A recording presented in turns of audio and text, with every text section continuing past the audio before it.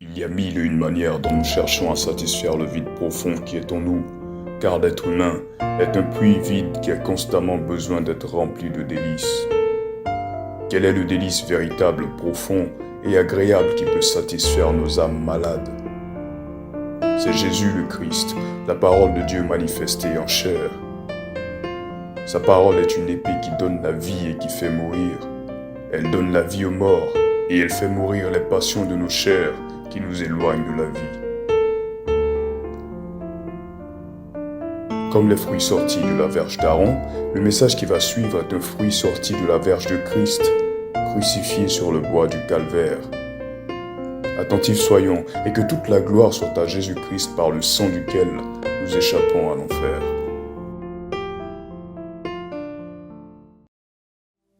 Alors, aujourd'hui, par la grâce de Dieu, nous allons commencer une longue série, la première partie d'une série de messages sur un thème que le Seigneur m'a inspiré quand j'étais à Boaké. On a fait une veille à Boaké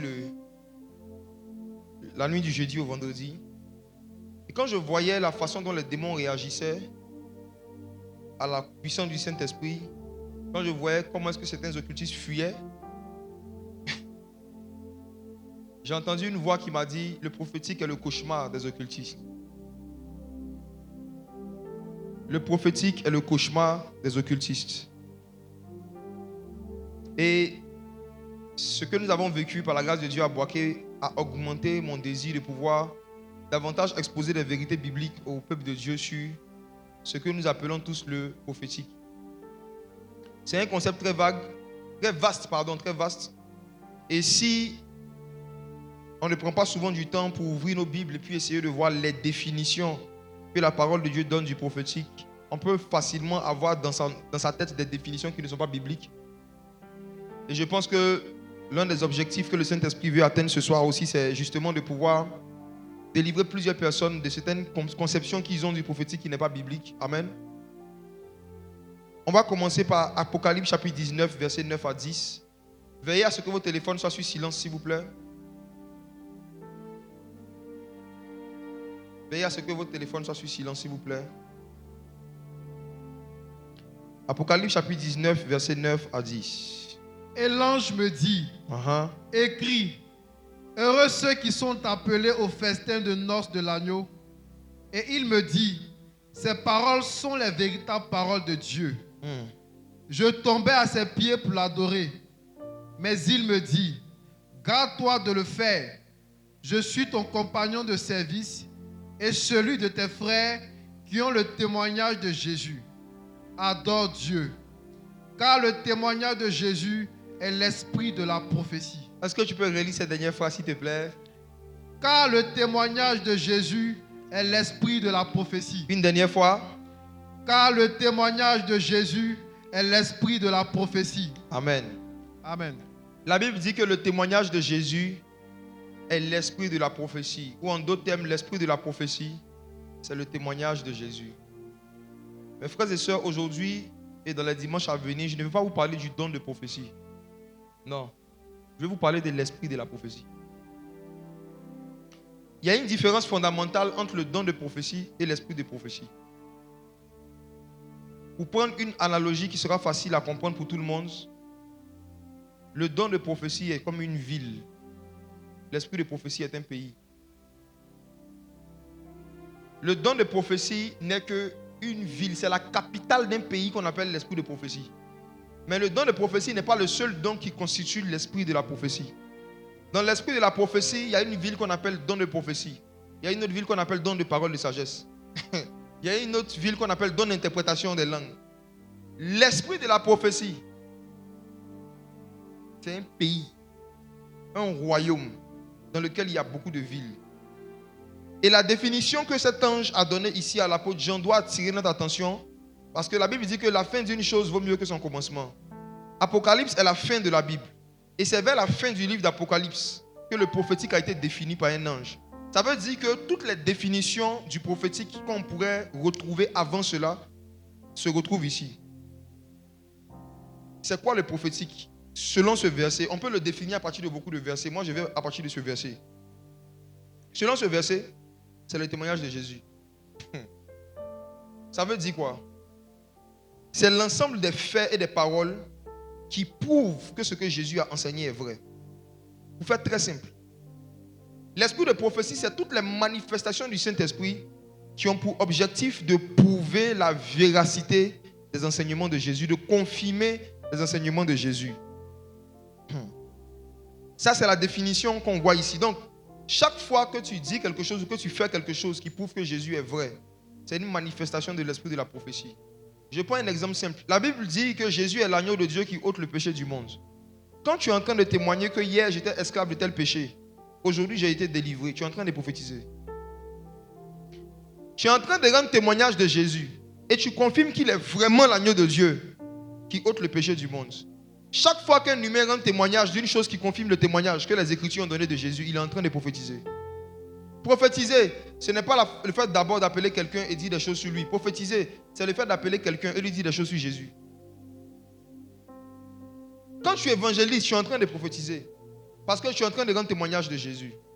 Je voudrais vraiment que vous sortiez de vos têtes les définitions minimalistes du prophétique qui ne se résument qu'à appeler des personnes, donner leur nom et leur numéro de téléphone.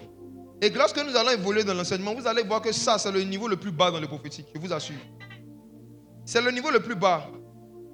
On va comprendre ça aujourd'hui. Le niveau le plus élevé, ce n'est pas de dire des choses sur un homme, c'est de dire des choses sur Jésus. Personne ne connaît les choses de l'homme si ce n'est l'esprit de l'homme, dit l'apôtre Paul. Pour connaître les choses de l'homme, on n'a pas besoin de l'esprit de Dieu. Mais pour connaître les choses de Dieu, il faut avoir une communion avec l'esprit de Dieu. Une autre définition que je veux donner du prophétique à partir de 2 Corinthiens chapitre 13 verset 13. C'est là maintenant que ça va devenir encore plus intéressant. 2 Corinthiens 13 verset 13. Oui. Que la grâce du Seigneur Jésus-Christ, l'amour de Dieu et la communion du Saint-Esprit soient avec vous. Ils ont mis communion dans ta version. Oui. Tu n'as pas la King James.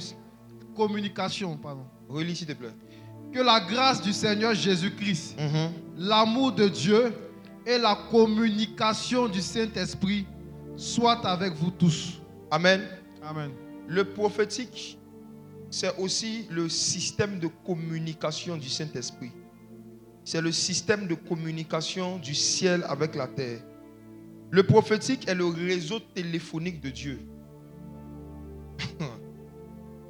Le prophétique, c'est la plateforme par laquelle Dieu échange des informations avec les humains. Supposons que tu as un téléphone mais que tu n'as pas de puce. Est-ce que je peux t'appeler? Est-ce que je peux t'appeler? Le rôle que la puce joue dans le téléphone, c'est ce que le prophétique joue dans la vie du chrétien. C'est grâce à ça que Dieu peut te contacter. Si tu as une puce et que tu es dans un endroit où il n'y a pas de réseau, on ne veut pas toujours te contacter. On est d'accord? En plus d'avoir le Saint-Esprit, il faut aussi apprendre à être dans des églises où il y a le réseau.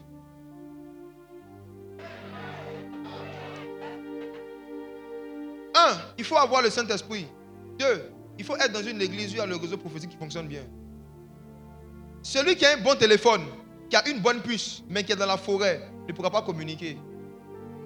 Celui qui a une bonne vie de consécration, qui a le Saint-Esprit, mais qui est dans une église où on dénigre les manifestations du Saint-Esprit, il ne vivra pas le prophétique. Le prophétique ne se manifeste pas dans les endroits où on le dénigre, où on se méfie de lui. Voici pourquoi beaucoup parmi vous, vous avez le Saint-Esprit. Il y a des expériences que vous voulez vivre avec Dieu.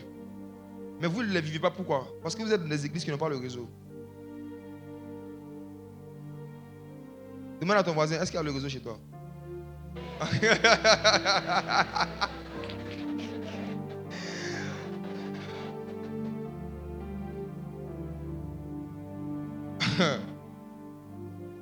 Le système de communication du ciel. Vous savez le réseau, c'est qui le crée? Je parle du réseau physique, c'est le vent. Oui. C'est pourquoi à un certain niveau d'altitude, il n'y a pas de réseau.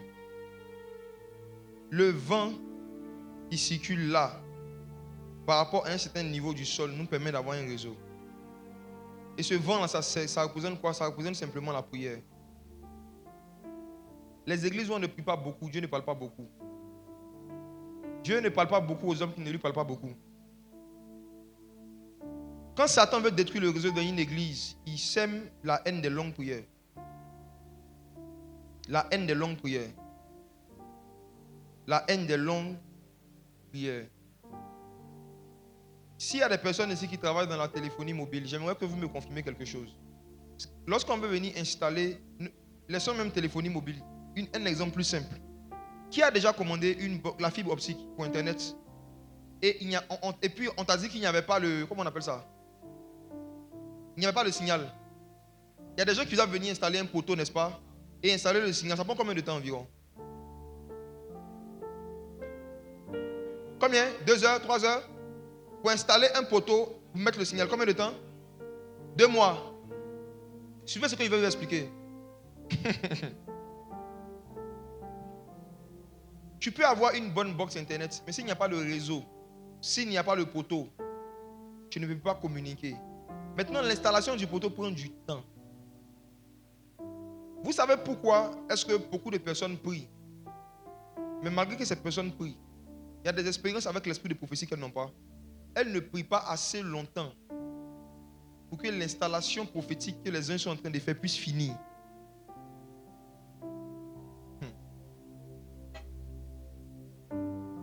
Chaque expérience avec l'esprit de prophétie que vous voulez vivre requiert un certain nombre d'heures de prière. Je vous dis la vérité. Chaque expérience avec l'esprit de prophétie que vous vivez, pour pouvoir l'atteindre, ça requiert un certain nombre d'heures de prière. Je vais sûrement expliquer ça en détail quand je vais avancer. Pour le moment, je pose des bases comme ça. Comprenez que si vous voulez être toujours dans le système de communication du Saint-Esprit et que la communication du Saint-Esprit soit avec vous tous, vous devez développer un intérêt, un appétit pour les longues prières. Pour les longues prières. Prier, c'est installer des câbles électriques invisibles. C'est pourquoi au début, quand tu commences à prier les 5, les 10 premières minutes, tu sens que tu es en train de forcer, tu fais beaucoup d'efforts. Mais au fur et à mesure que tu persévères, tu continues. Quand tu arrives dans 20, 30, après ça devient naturel.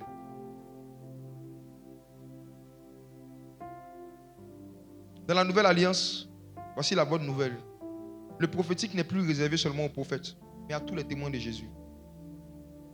Tous les témoins de Jésus. Si l'esprit de prophétie est le témoignage de Jésus, cela veut dire que toute personne qui a à cœur de rendre témoignage de Jésus, automatiquement, va recevoir l'esprit de prophétie.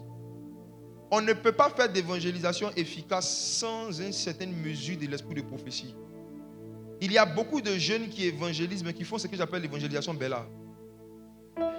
C'est-à-dire qu'une évangélisation où on fait beaucoup d'efforts, beaucoup de transpiration, il y a beaucoup de cris, les nerfs même sautent là sur la gorge. Répentez-vous! Mais quand ils font un bilan sur 12 mois, il n'y a même pas 12 baptêmes. Je peux vous dire quelque chose de bizarre?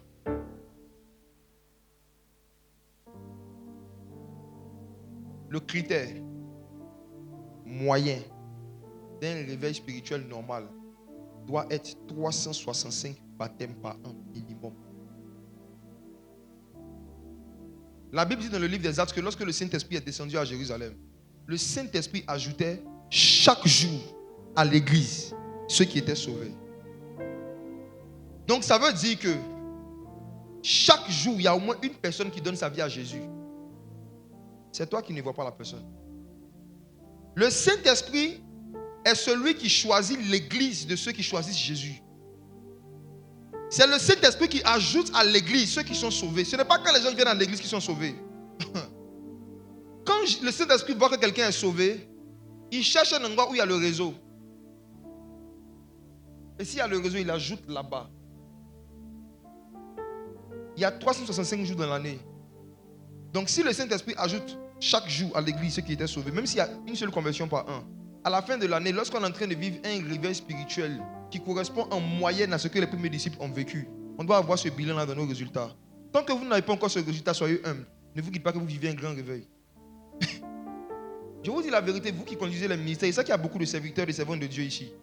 L'orgueil spirituel, c'est la sensation d'avoir atteint une dimension qu'on n'a pas encore atteinte. Ne vous dites pas qu'il y a un grand réveil lorsque beaucoup de gens tombent par terre quand vous priez. On ne mesure pas le réveil en fonction du nombre de choses qui se cassent quand on prie. On mesure le réveil en fonction du nombre de personnes qui prennent la décision de casser leur chaîne du péché pour suivre Jésus. Et ces personnes-là, vous ne pouvez confirmer leur décision que par des baptêmes. Le baptême est l'engagement public et visible que quelqu'un prend avec le Seigneur. Et la Bible dit que dans le livre des Actes, il y avait au moins un baptême chaque jour. Tant que vous n'avez pas encore commencé à vivre quelque chose de similaire, soyez humble. Dites-vous que vous devez continuer à travailler dans l'évangélisation. Travaillez encore. Dites-vous que vous n'avez encore rien fait. Quand Satan ne veut plus que tu fasses quelque chose, il te donne la sensation d'avoir atteint une dimension. C'est une illusion. 365 baptêmes minimum sur un an. Ça doit être le minimum. Le minimum. Maintenant, qu'est-ce que le Saint-Esprit fait? En fonction de la soif du nouveau converti, le Saint-Esprit le conduit vers un groupe de chrétiens ou vers une église. Et il y a des églises qui font parfois 1000 baptêmes par an, 2000 par an. Ce ne sont pas les stratégies de publicité et de marketing qui font que des âmes préfèrent aller dans telle église par rapport à l'autre. Non, c'est le Saint-Esprit. Il y a quelque chose sûrement que le Saint-Esprit voit dans cette communauté qu'il n'y a pas encore dans ton ministère. C'est pourquoi il n'ajoute pas chez toi ceux qui sont sauvés, il les ajoute ailleurs. Les gens sont sauvés, mais il leur dit, ne va pas ici, il va prier là-bas. C'est Dieu qui met dans le cœur des gens la conviction des églises qu'ils doivent fréquenter. C'est Dieu. Les mosquées ne font pas beaucoup de publicité, mais sont toujours remplies chaque vendredi. Parce que l'esprit de la mosquée les conduit là-bas.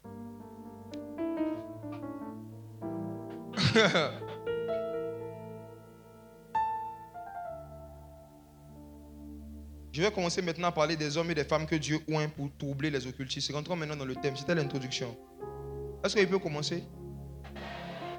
Il y a une génération que Dieu a déjà suscitée, mais qu'il va juste établir à partir de ce programme. Vous êtes nés pour créer des problèmes à Satan.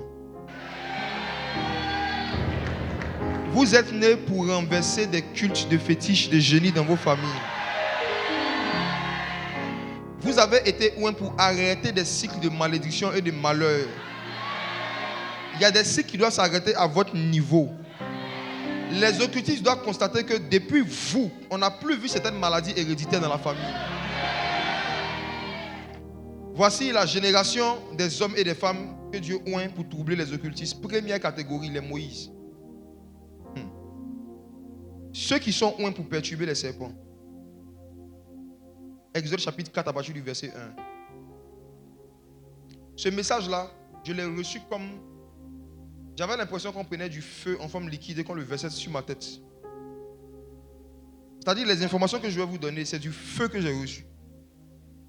Aujourd'hui, les gens du service d'ordre ne pourront pas faire leur travail à eux seuls. Ne faites pas comme Caïn. Ne demandez pas à Dieu, suis-je le gardien de mon frère? Tu es le gardien de ton frère. Je veux compter sur chacun de vous pour veiller sur son voisin. Dis avec moi, je suis le gardien de mon frère. Je suis le gardien de mon frère.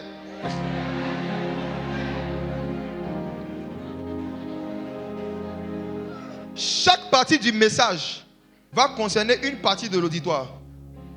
Et il y a certaines personnes, pendant que je serai en train d'expliquer les Écritures, qui seront en même temps en train de recevoir la dose qu'il faut pour donner des cauchemars aux occultistes. Et nos corps physiques ne vont pas toujours réagir de la même façon à la puissance du Saint-Esprit. Il y en a qui vont vivre une expérience avec l'onction qu'ils n'ont jamais vécue. Donc ils ne pourront pas maîtriser leurs émotions, leurs cris, leurs déplacements. Laissez les gens libres. Il faut juste aider ton voisin à ne pas se blesser et à ne pas blesser quelqu'un. Soyez libre dans la présence de Dieu. Ici, ce n'est pas le cimetière, ok? Sentez-vous libre. Exprimez vos émotions comme vous le sentez. Vous avez compris? Voilà. Ceux qui n'aiment pas trop le bruit, que Dieu vous fortifie. Les émotions ne sont pas les émotions de Dieu. Dieu aime les cris. La Bible dit dans le livre de Psaumes que Dieu monte au milieu des cris de triomphe. Laissez les gens libres. Laissez que chacun soit libre aujourd'hui, ok? La Bible dit que Daniel était couché. Mais il dit que lorsque l'ange lui a dit une parole, il s'était debout sur ses pieds. Il y a des gens qui se lèvent volontairement. Il y a ceux qui se lèvent involontairement. Laissez les gens. Exode chapitre 4, à partir du verset 1, allons-y. Moïse répondit et dit, voici, ils ne me croiront point et ils n'écouteront point ma voix. Mais ils diront, l'Éternel ne t'est point apparu. Je rappelle le contexte. Il y a un feu qui lui apparaît. Le feu lui donne une mission. Ce feu lui dit qu'il est Dieu. Et ce feu lui dit d'aller délivrer son peuple.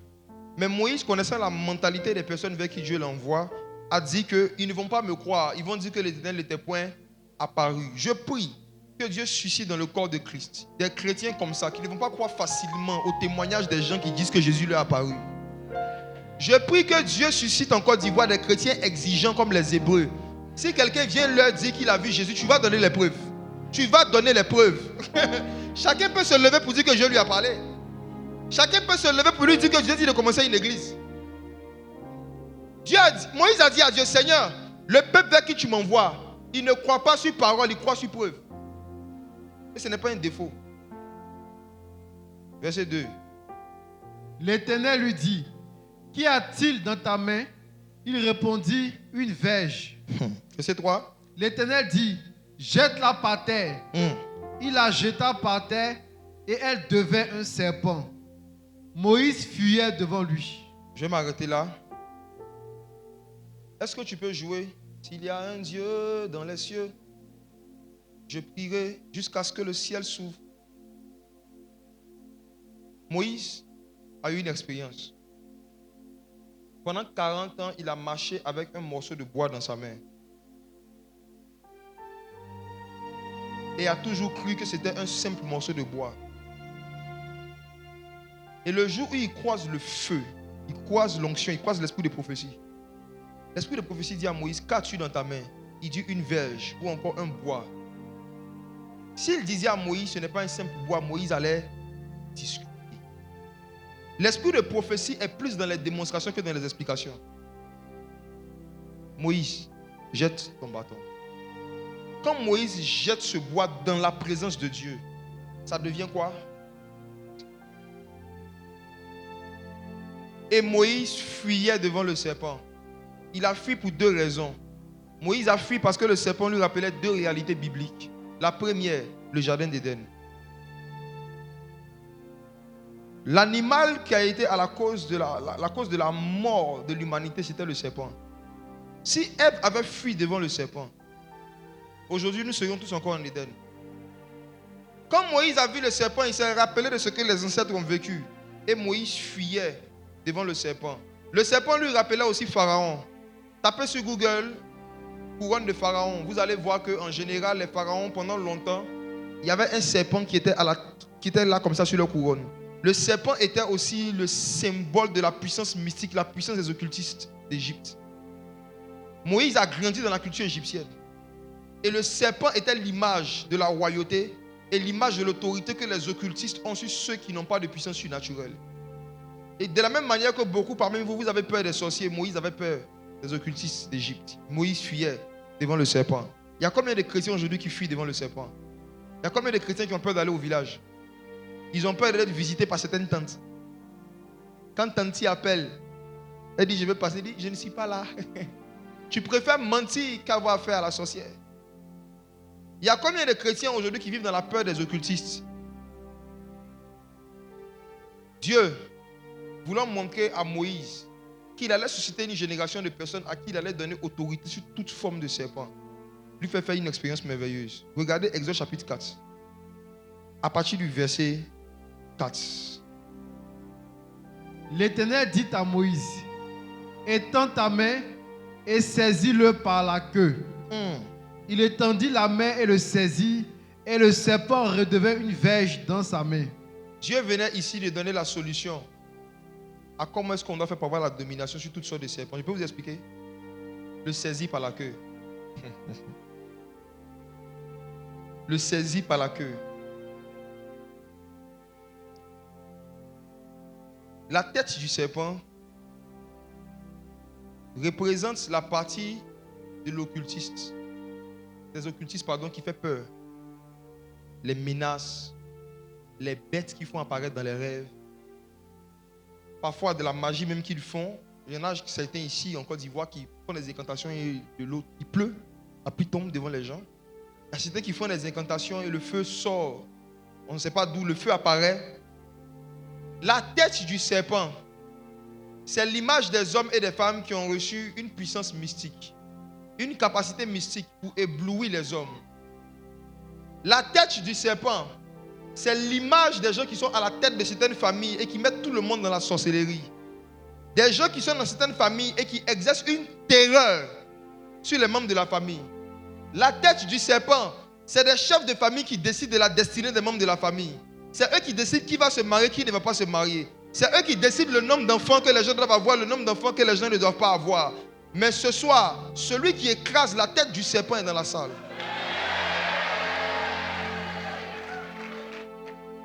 Dans le jardin d'Éden, veillez sur les gens.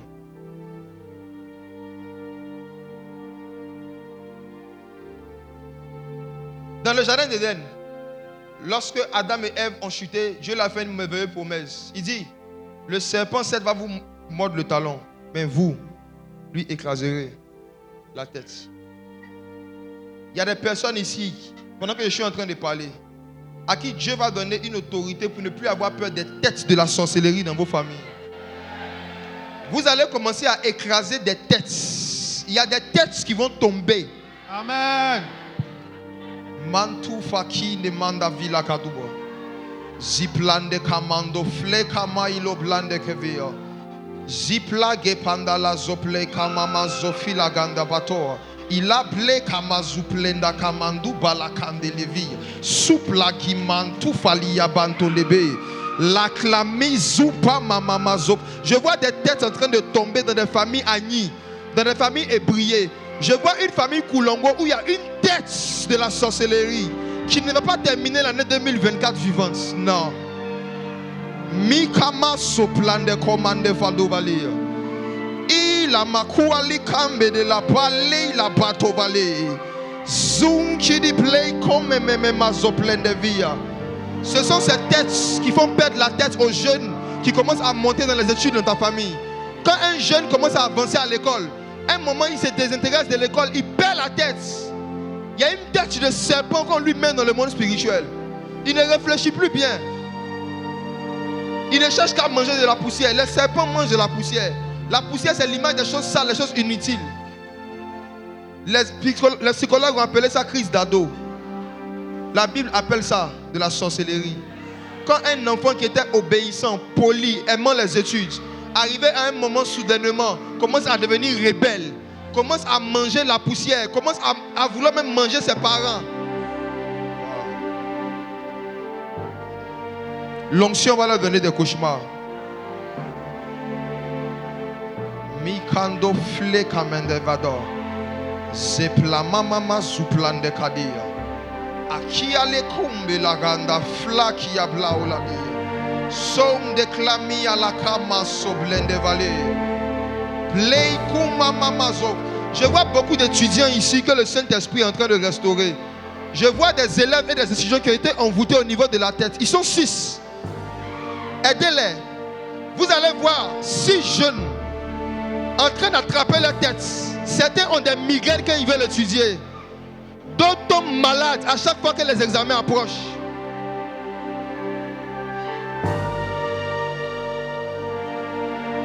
La puissance de celui qui s'appelle Jésus est en train de leur donner une nouvelle tête. Ma s'appelait comme un dévalé.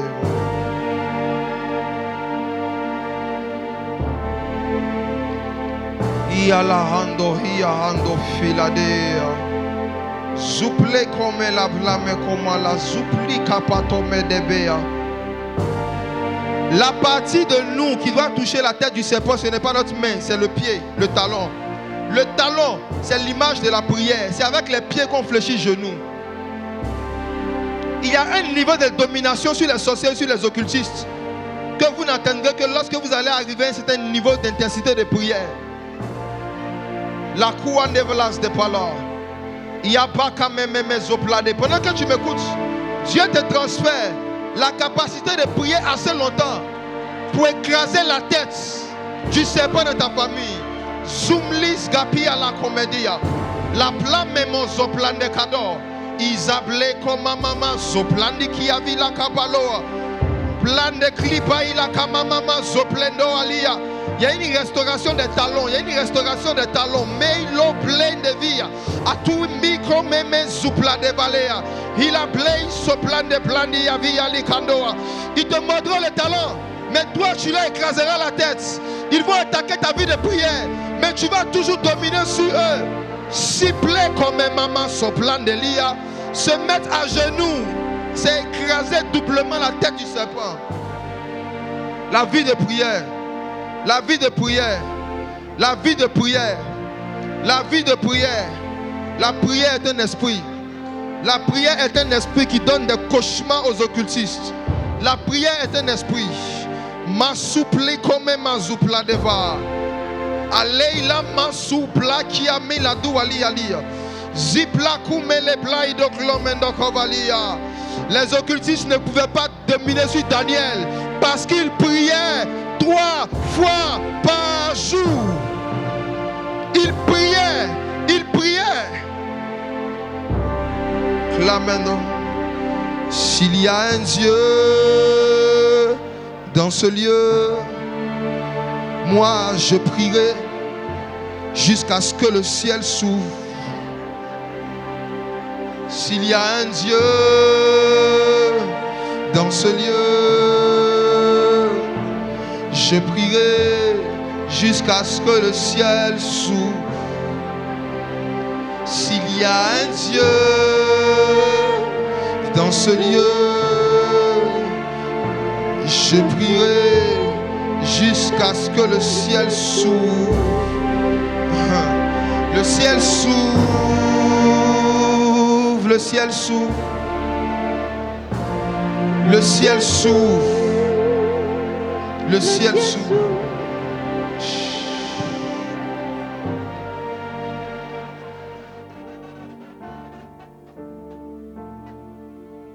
Le premier niveau de domination sur le serpent, c'est lui écraser la tête.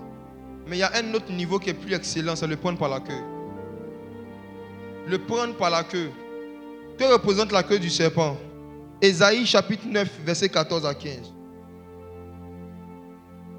Ésaïe 9, verset 14 à 15. Ésaïe 9, verset 14 à 15. Aussi l'Éternel arracha d'Israël la tête et la queue, la branche de palmier et le roseau en un seul jour. L'ancien et le magistrat, c'est la tête, et le prophète qui enseigne le mensonge, c'est la queue. Relis ça, le verset 15. L'ancien et le magistrat, c'est la tête, et le prophète qui enseigne le mensonge, c'est la queue. La queue du serpent, ce sont les faux prophètes. Les prophètes qui enseignent le mensonge. Dans l'armée de Satan, dans le corps de Satan, vous savez, il y a le corps de Christ, il y a le corps du diable. Christ a son corps, Satan aussi a son corps. Et dans le corps du diable, la queue, ce sont ceux qui enseignent le mensonge. Quand Dieu disait à Moïse de prendre le serpent par la queue, il était en train de dire, je vais t'apprendre à t'emparer des faux prophètes et des faux enseignements. Je vais te donner le discernement des faux enseignements et des fausses doctrines. Je vais te donner un puissant discernement de comment reconnaître un faux prophète. Tu vas les attraper par la queue. Matthieu chapitre 7, verset 15. La queue, c'est le faux prophète. Allons-y. Matthieu 7, verset 15. Gardez-vous des faux prophètes. Ils viennent à vous en vêtements de brebis, mais au-dedans, ce sont des loups ravisseurs. Le Seigneur Jésus prêchait et il a commencé à parler de la queue du serpent à ses disciples. Gardez-vous des faux prophètes. Ce que les faux prophètes aiment faire, c'est de venir aux gens en vêtements de brebis. Ça veut dire se faire passer pour des gens qui sont très gentils, qui veulent votre bonheur. Tu n'arrives pas à voyager, viens ma fille, je vais prier pour toi. Tu viens un enfant, oh ma fille, ma fille. Dieu a dit à Moïse, prends-les par la queue. Je vais expliquer ça tout à l'heure. J'explique que la queue, c'est le faux prophète. 2 Rois, chapitre 2, verset 1 à 3. Non, 2 Pierre. 2 Pierre, chapitre 2, verset 1 à 3. 2 Pierre. 2 Pierre, chapitre 2, verset 1. Il y a eu parmi le peuple de faux prophètes, et il y aura de même parmi vous de faux docteurs, qui introduiront des sectes pernicieuses et qui, reniant le maître qui les a rachetés, attireront sur eux une ruine soudaine. Plusieurs les suivront dans leur dissolution et la voix de la vérité sera calomniée à cause d'eux. Par cupidité, ils trafiqueront de vous au moyen de paroles trompeuses. Paroles trompeuses. et que menace depuis longtemps la condamnation et dont la ruine ne sommeille point. Le logo de Nike, c'est une virgule. Le logo d'Adidas, c'est 3 traits. Le logo des faux prophètes, c'est l'amour de l'argent. Je rembobine. Le logo de Nike, c'est une virgule. Quand tu vois Nike, quand tu vois une virgule, tu sais qu'il y a Nike. Le logo d'Adidas, c'est quoi? 3 traits. Le logo des faux prophètes, c'est l'amour de l'argent, de la cupidité. Quand quelqu'un que tu viens de rencontrer, qui est homme de Dieu, dans vos premières conversations, commence à te parler de l'argent que tu dois lui donner, d'une offrande que tu dois lui donner, c'est un logo. Quand quelqu'un qui est homme de Dieu t'appelle pour te rappeler que tu ne lui as pas envoyé ta dîme, c'est un logo.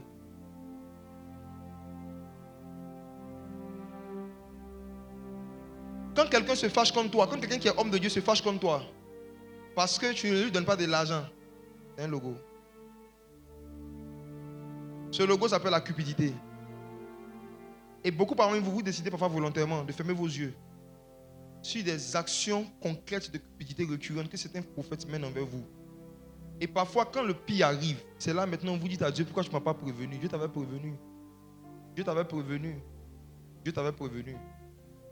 Pierre a annoncé que dans les derniers jours, les faux docteurs et les faux prophètes vont venir. Et à cause de la voix de la vérité sera calomniée. C'est à cause des faux prophètes aujourd'hui que les gens ont peur du prophétique. C'est à cause d'eux. Ils ont tellement promis des choses aux gens moyennant des offrandes de millions, de quoi. Les gens n'ont rien reçu après. Et finalement, les gens sont déçus. Et quand ils entendent prophète, il y a une allergie à tout ce qui est prophète. Quand Satan veut que les humains se méfient de quelque chose qui vient de Dieu, il envoie des faux, donne la contrefaçon. Et à cause des blessures qui viennent de la contrefaçon, vous avez peur du vrai. Mais l'heure vient, elle est déjà venue. Où Dieu va vous faire vivre le vrai prophétique qui est gratuit, qui est authentique. Et vous n'allez plus jamais mépriser le Saint-Esprit et ses manifestations. On doit commencer à les prendre par la queue. Les prendre par la queue, de façon pratique, comment on le fait? 1. Il faut maîtriser la sainte doctrine. Le Seigneur Jésus a dit que les faux prophètes vont venir, ils vont donner des faux enseignements. On reconnaît un faux prophète, pas par des fausses prophéties. Les faux prophètes parfois donnent des prophéties plus vraies que les vrais prophètes. Je vous dis la vérité, ce n'est pas parce que quelqu'un prophétise avec exactitude qu'il est de Dieu. Ce n'est pas l'exactitude des prophéties de quelqu'un qui prouve qu'il est de Dieu. Ce qui prouve que quelqu'un est de Dieu, c'est l'exactitude de son enseignement. Je réponds. On ne reconnaît pas un faux prophète par l'exactitude ou l'inexactitude de ses prophéties. On reconnaît un prophète par son enseignement. Parce que autrefois, quand Dieu envoyait les prophètes, leur premier rôle c'était de donner un message au peuple, un enseignement au peuple. Donc tant que quelqu'un n'a pas enseigné, tu n'as pas écouté quelqu'un enseigner, tu ne peux pas vraiment savoir s'il est vrai ou s'il est vrai ou s'il est faux. Satan dit des choses vraies. Satan dit des choses vraies. Satan ne ment pas toujours. Pour te dire que tu t'appelles tant, tu es né en tel. L'esprit de prophétie fait ça.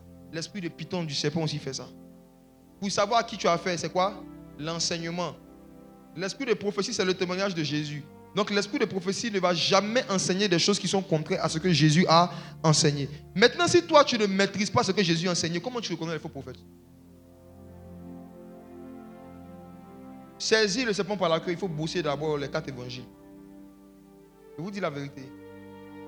Il faut que vous lisez, que vous bossez les 4 évangiles. C'est là-bas qu'il y a le condensé des enseignements de Jésus. Il faut que Matthieu, Marc, Luc, Jean deviennent vos amis. Que vous passez vos nuits avec eux. Vous parlez avec eux avant de dormir. Quand vous vous réveillez le matin, vous saluez Luc. À midi, vous saluez Jean. Il faut que vous ayez l'habitude de lire les statuts WhatsApp de Jean. Il faut que vous ayez l'habitude de lire les stories de Matthieu. Jetez toujours un œil dans les évangiles pour aller chercher ce que Jésus a enseigné et pour chercher à mémoriser. De sorte que lorsqu'un faux prophète va commencer à enseigner, vous allez pouvoir le prendre par la queue. Aujourd'hui, il y a des foules qui suivent des faux prophètes ici en Côte d'Ivoire. Mais c'est moins qu'il y a 3 ans ou il y a 4 ans en arrière. Pourquoi je dis que c'est moins? Parce que beaucoup parmi eux, je les ai pris par la queue. Il y a 2 ans, le Seigneur m'avait dit, filme les services prophétiques, mets-les sur Internet.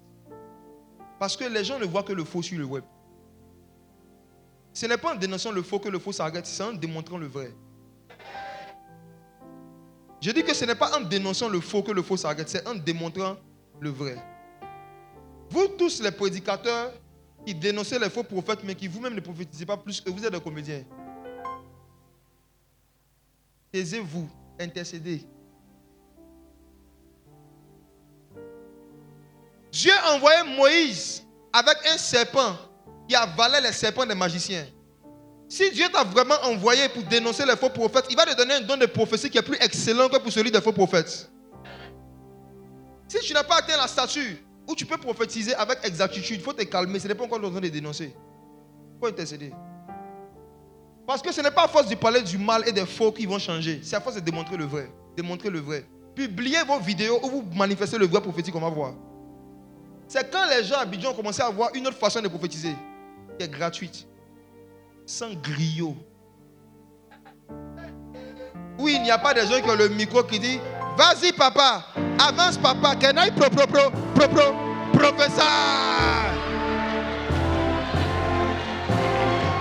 Il n'y a pas tout ceci.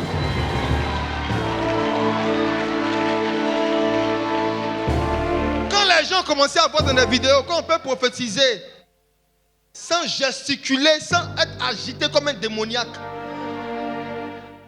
Quand les gens ont commencé à voir qu'on peut prophétiser sans demander l'argent à la fin, ils ont commencé à voir qu'on peut parler de la part de Jésus comme on est en train de causer. Je n'ai pas besoin de capter mes yeux comme ça, comme Hulk, pour te montrer qu'il y a l'onction. Changer mon accent, l'esprit. Plus tu es naturel, plus Dieu est surnaturel.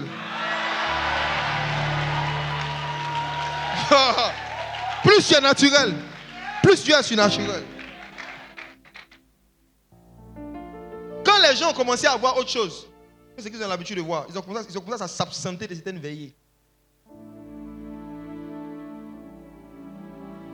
Prendre le serpent par la queue, c'est la faculté de démontrer un niveau de prophétique qui est plus excellent que celui des faux prophètes. Parce que Moïse est reparti avec ce bâton en Égypte. Et ce qu'il a fait, c'est que Aaron qu'il avait croisé, il lui avait communiqué la même puissance. Aaron a pris son bâton. Quand il a jeté, le bâton d'Aaron a avalé les serpents des magiciens. Il est temps que nos manteaux avalent les manteaux des faux prophètes. Il est temps que notre audience avale l'audience des faux prophètes. Quand Philippe a appris qu'il y avait un magicien en Acte 8 en Samarie, lorsqu'il est venu, il n'est pas venu dénoncer le magicien, il est venu démontrer Jésus. La Bible dit que lorsque Philippe a commencé à opérer des miracles, le magicien lui-même a donné sa vie à Jésus. Découvrir la parole de Dieu, connaître la parole de Dieu, ce n'est pas pour aller faire les débats avec les faux prophètes. Évitez ça au maximum. Ce n'est pas aller les confronter avec des débats. Évitez ça au maximum. Regardons le cas de l'apôtre Paul. Comment est-ce qu'il a pris un serpent par la queue? Acte chapitre 13. Acte chapitre 13, à partir du verset 6. Acte chapitre 13, verset 6. Ayant ensuite traversé toute l'île jusqu'à Paphos, il trouvait un certain magicien, faux prophète juif, nommé Bar-Jésus. Comment il s'appelait? Bar-Jésus. Comment il s'appelait? Bar-Jésus. Beaucoup parmi vous, les faux prophètes, vous séduisent avec le mot Jésus. Vous pensez qu'ils ont peur de ce mot. On vous a dit, dans vos témoignages des Ibo qui sont allés au paradis et en enfer, que quand Satan entend le nom Jésus, il tombe de son trône. C'est faux. Je vais dire quelque chose.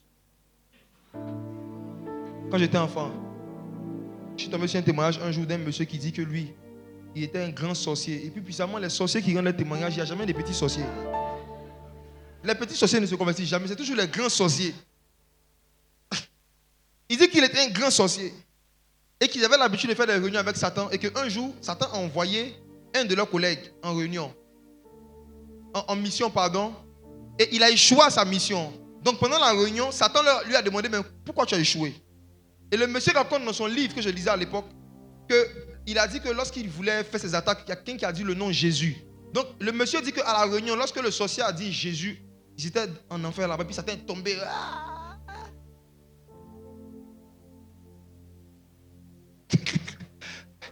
Qui a déjà entendu cette histoire? Ok, donc je ne raconte pas des histoires.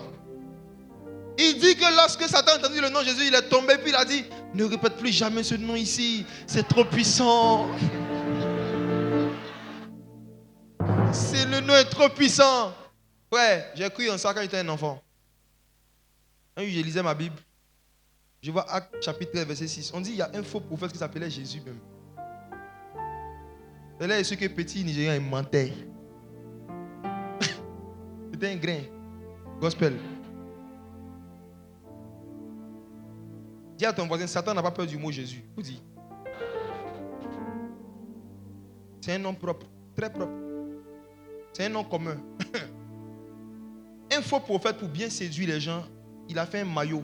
Il écrit numéro 10 et puis il écrit Jésus. Donc vous, partout où vous voyez Jésus, vous rentrez là. Un jour, vous allez rentrer chez un féticheur qui s'appelle Jésus. Voici son ancêtre. Le mot bar en araméen signifie fils. Donc il se faisait appeler le bon petit de Jésus même. Le fils de Jésus. C'est-à-dire qu'après Jésus, c'est lui au quartier. J'ai vu un faux prophète dans cette ville qui fait des grandes affiches ici et il met toujours Jésus en gros. Mais c'est un faux prophète.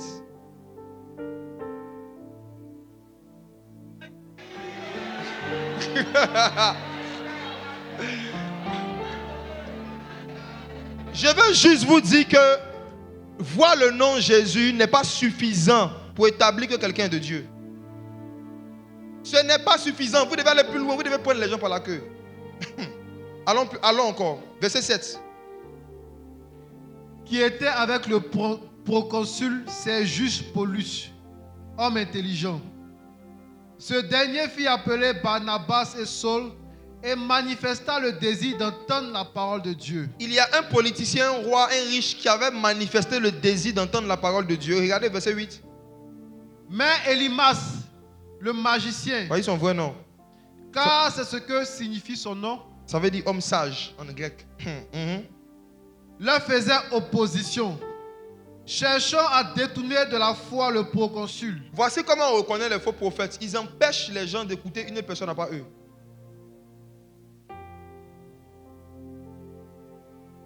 Ils empêchent les auditeurs d'aller dans une autre église à part leur église. Le proconsul était le fidèle de bas Jésus. Et il a dit à son père spirituel que, homme de Dieu Jésus, il y a 2 autres hommes de Dieu, je vais aller les écouter pour entendre la parole de Dieu. On dit il l'empêcha. En d'autres termes, si tu vas dans l'église, ils te chassent. Les faux prophètes. Les vrais prophètes baptisent des églises, les faux prophètes baptisent des prisons. Les vrais prophètes baptisent des maisons, les faux prophètes baptisent des prisons. Ils baptisent des sectes qui ne s'appellent pas sectes, qui s'appellent Jésus. Mais où tu sais que c'est une secte, tu n'as pas le droit de fréquenter d'autres leaders religieux, d'autres églises. Il dit il y a plus de sectes que ce que vous pensez. Une secte, ce n'est pas un endroit où on s'habille en tout rouge. Oh. Une secte, ce n'est pas un endroit où on s'habille en tout rouge avec de la poudre sur son visage. Une secte, c'est un endroit où quand tu rentres là-bas, on contrôle toutes tes communications, tous tes déplacements, comme si c'était Google Maps. Si tu dois aller écouter un autre, c'est-à-dire que même si tu mets en statut un autre prédicateur, tu vas faire l'aide d'explication. Pourtant, beaucoup parmi eux-mêmes, c'est sur Internet, vous les avez connus. Si vous n'écoutez pas plusieurs, vous n'allez pas les connaître. Mais aujourd'hui, vous les avez connus, ils vont vous fermer. Et vous devez les écouter seuls. Ça, c'est l'esprit du faux prophète. Je sais que beaucoup commencent à voir leur vie. Verset 9. Alors Saul, appelé aussi Paul, rempli du Saint-Esprit, fixa les regards sur lui et dit, homme plein de toute espèce de ruse et de fraude, fils du diable, ennemi de toute justice, ne cesseras-tu point de pervertir les voies droites du Seigneur? L'une des façons de reconnaître aussi les faux prophètes, ils pervertissent les voies droites du Seigneur. Ça veut dire quoi? Les enseignements simples que Jésus a donnés. Eux, ils vont dire non, il y a un mystère derrière. Attendez, j'arrive. Il y a un prophète au Congo. Il dit que Dieu lui a révélé qu'il n'a jamais interdit, Jésus n'a jamais interdit la polygamie. Et qu'il peut le prouver avec les enseignements de Jésus. Et il a pris des versets et puis il a commencé à expliquer ceci.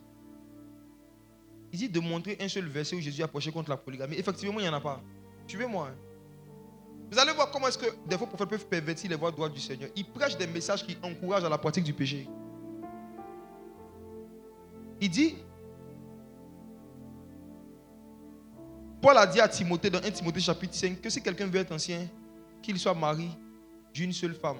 Donc ça veut dire que dans l'église, il y avait des gens qui n'étaient pas mariés d'une seule femme. Deuxième verset, Matthieu chapitre 25. Il dit, dans la parabole des 10 vierges, l'époux c'était qui? Ce gars dit Jésus. Il avait combien de vierges? 10. Tellement c'était beaucoup, il a laissé 5. Mais il a gardé quand même 5. Donc si quelqu'un veut ressembler à Jésus, il peut aller jusqu'à 5 femmes. Et tu vois les hommes, alléluia! Les hommes étaient libérés, édifiés.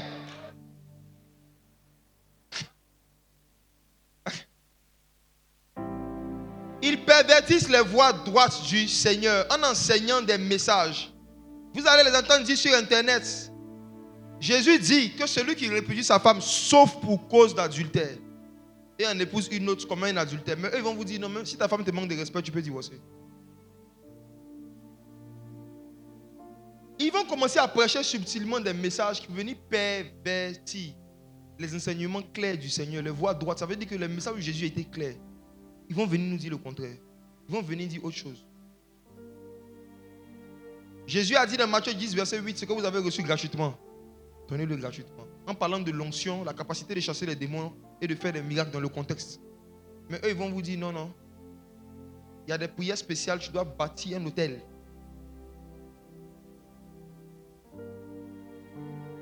Si tu veux, ils vont vous enseigner que en fonction du montant que tu donnes, il y a un niveau d'hôtel dans le monde spirituel qui tient ta faveur pour débloquer un niveau de problème. Et beaucoup parmi vous, vous avez bâti des complexes hôteliers. Des complexes hôteliers.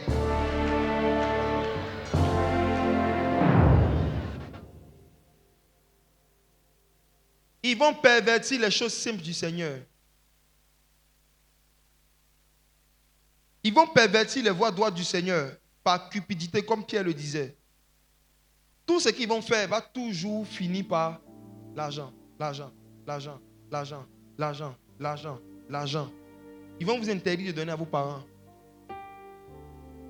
Ils vont vous interdire de donner à des pauvres dans la rue. Ils vont dire que c'est dangereux. Il ne faut pas donner à des inconnus.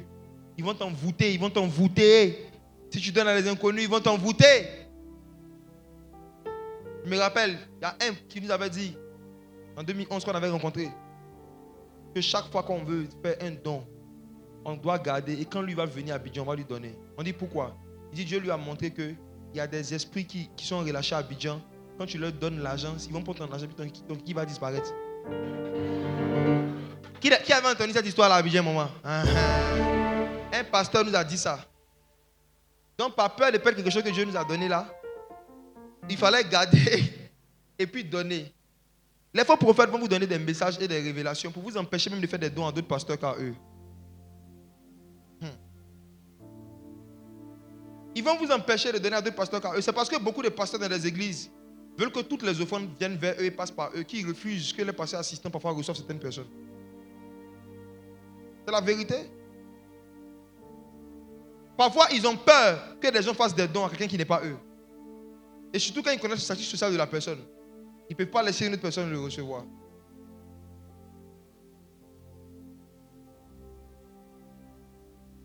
Vous voulez les prendre par la queue, vous devez maîtriser la parole. Vous devez connaître la parole. Ce que l'apôtre Paul a fait ici, non seulement Paul connaissait la parole, mais Paul était capable de démontrer la parole. C'est là que j'en viens, verset 11. Acte 13, verset 11.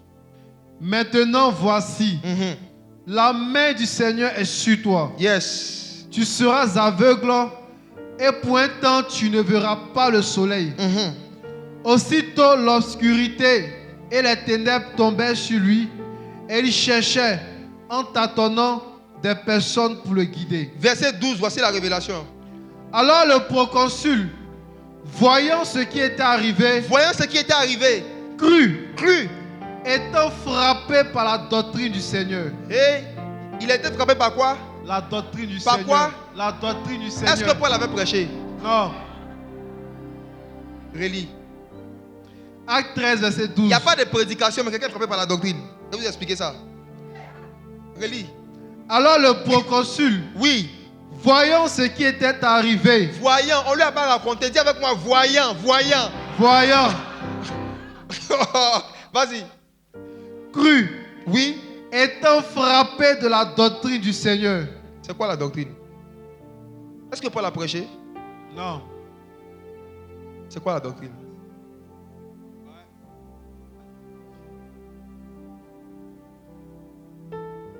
Il y a beaucoup de personnes qui ne se convertissent pas parce que vous voulez prêcher l'évangile. C'est parce que vous prêchez qu'ils ne se convertissent pas. Vous empêchez la conversion des gens par vos prédications. Les gens ne voient rien d'extraordinaire. Il y a des gens qui ne vont se convertir que lorsqu'ils vont voir une manifestation surnaturelle du Saint-Esprit. Et c'est là que la doctrine va les frapper. Parce que en fait, la doctrine, ce n'est pas ce que tu dis, c'est ce que le Saint-Esprit fait. Oh. Frappé par la doctrine. La doctrine, ce sont les manifestations de la vie de Jésus, de l'autorité de Jésus sur les occultistes. La doctrine. On lui a dit tu seras aveugle. Il est devenu aveugle. La Bible appelle ça la doctrine. Que Dieu nous ramène à la doctrine. Que Dieu nous ramène à la doctrine. Prendre le serpent par la queue, c'est aussi parfois démontrer publiquement l'inefficacité des fétiches et de la puissance de certains occultistes. Ça va venir. Moi, si on m'invite un jour sur une chaîne pour discuter Bible, juste Bible contre Bible avec un occultiste, je ne vais pas venir. J'attends une invitation pour faire une démonstration de puissance. On en est là. Malheureusement. Les gens ont trop entendu parler de la doctrine. Il faut qu'ils voient la doctrine. Il faut que les gens voient la doctrine. Si tu n'as pas fait un truc, un féticheur, il va s'évanouir devant tout le monde. Il y a des proconsuls qui ne vont pas se convertir. Oui. Les Moïse, c'est cette génération-là. Ils vont venir avec des bois qui est l'image de la croix. Le fait que Moïse a attrapé la croix, c'est-à-dire maîtrisait l'enseignement de Jésus. Ce bois, c'était Christ. Ce bois, c'était Christ. Ce bois, c'était Christ. C'est ce bois qui s'est transformé en serpent sur la croix. Lui qui était justice de Dieu, il est devenu péché. Attraper la veille, c'est maîtriser la parole de Dieu. Cherchez à bien attraper les versets, à bien connaître les versets. C'est ça qui va vous donner une autorité sur les occultistes. Les occultistes peuvent prophétiser vrai, mais ils ne peuvent pas enseigner vrai. Donc si toi aussi, tu sais prophétiser que tu ne sais pas enseigner, tu es un occultiste.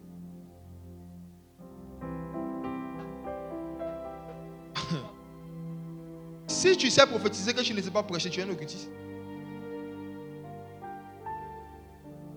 L'une des façons de tester les prophètes pour savoir s'ils sont de Dieu, c'est de leur donner 2 heures pour enseigner. Dis-leur, on ne prophétise pas. Hein. On ne prophétise pas. On ne prophétise pas. Hein. On ne veut pas de prophétie, homme de Dieu.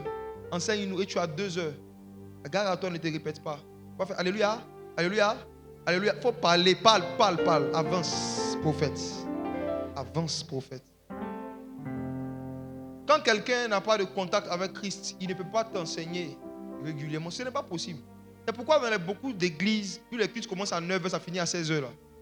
Les églises prophétiques. 2 heures de louange. 1 heure d'adoration. 10 minutes de prédication. Tout le reste là. Prophétie, je vois, sort jusqu'à 16h. Il n'a rien à vous enseigner. Donc il a loué des musiciens professionnels pour vous ambiancer. Il loue des musiciens, des païens. Parfois tu vois le pianiste là, il allait jouer Jéréba Djaba la veille. Le lendemain il est venu. Des païens talentueux. Des païens ouin. La veille, il était dans un bar. On vous fait 2 heures de louange. Dans une église où on accorde plus de temps à la louange qu'à l'enseignement, c'est parfois l'un des signes des faux prophètes. Je vous dis la vérité. Régulièrement, chaque jour, ça peut arriver un dimanche que le Saint-Esprit conduise où on vient que louer Dieu, on va à la maison. Ça arrive. Mais la Bible dit qu'au commencement était la parole. La parole était avec Dieu. Et la parole était Dieu. Rien de ce qui a été fait n'a été fait sans elle. Et tout ce qui a été fait par elle. Donc quand vous voyez qu'il n'y a pas la parole, on ne met pas l'accent sur la parole quelque part.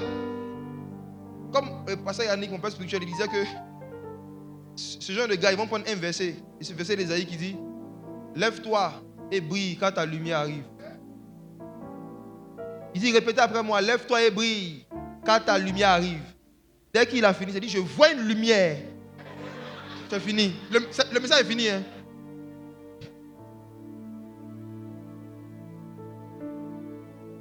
Si vous n'aimez pas l'enseignement, vous allez aimer les serpents. Vous allez avaler des faux prophètes. Qui ici a fait un songe où quelqu'un voulait on te proposait quelque chose à manger, mais c'était un serpent et on voulait te forcer à avaler le serpent? Qui a fait ce rêve? Que la personne lève la main. Trouvez-moi la personne qui a déjà fait ce rêve. Où des gens voulaient te forcer en fait à mettre comme un serpent au niveau de ta bouche. On t'a proposé la nourriture, mais c'était un serpent. Si la personne est dehors ou bien quelque part, désignez la personne pour moi et aidez-moi à trouver la personne avant la fin du culte. Tu as fait un rêve où on proposait la nourriture, mais toi, ce qu'on t'avait servi, il y avait des serpents dedans. Et tu ne voulais pas manger, quelqu'un voulait te forcer à manger. Il y a un lien entre tout ce que je suis en train de t'expliquer et ce songe. Donc ne sois pas timide. À tout à l'heure. Après la génération de Moïse, il y a la génération des Abraham. Les Abraham. Les Abraham. Les Abraham. C'est qui? C'est ceux que Dieu veut oindre. Comment? En les nourrissant. C'est-à-dire c'est des gens qui seront nourris par Dieu dans le but de nourrir les anges. Des personnes qui ont pour mission de nourrir des anges.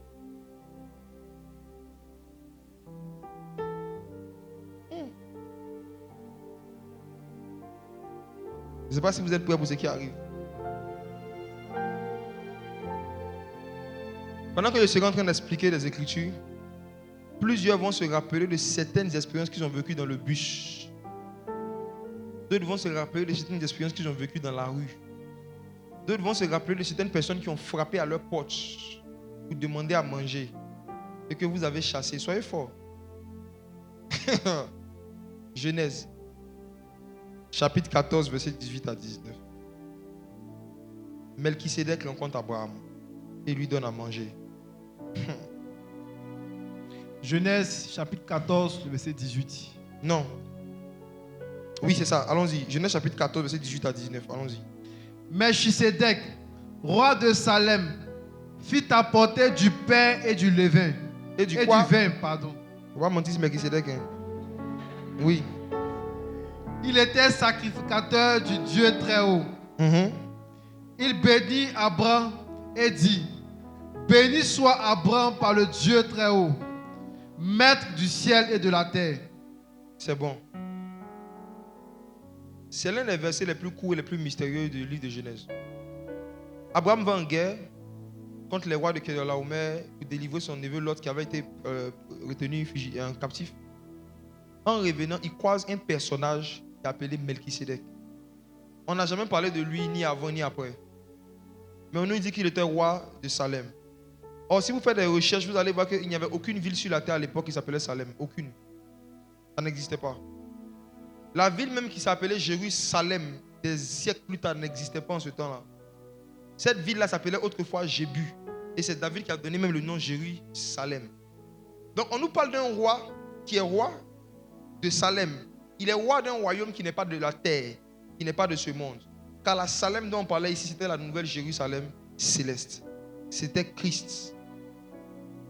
C'était le Père et le Fils qui ont pris une forme humaine. Deux en un. Et qui sont venus vers Abraham. Et je vous montre un détail. Melchisédek n'a pas donné le pain et le vin de façon directe à Abraham. Mais la Bible dit qu'il le fit apporter. Lisez. Il le fit apporter. Didier, donne ton micro à ton voisin pour qu'il me donne. Didier m'a apporté le micro ou bien il me fit apporter. Ça veut dire qu'il y avait un troisième personnage là.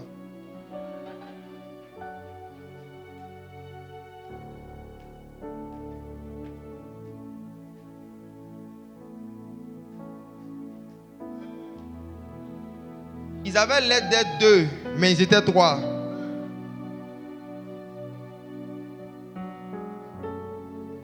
Il y avait celui qui avait apporté le pain et le vin. Et il y a celui qui a fait apporter. Dis avec moi l'esprit de prophétie. L'esprit de prophétie. L'esprit de prophétie. L'esprit de prophétie. Tout ce que Jésus veut te donner, tout ce que Dieu veut te donner, il va toujours passer par ce troisième personnage pour te le faire apporter. Vérifiez ça dans Apocalypse chapitre 1 verset 1. Lis. Apocalypse 1 verset 1. Révélation de Jésus-Christ. Révélation de qui? De Jésus-Christ. Comment il a eu ça?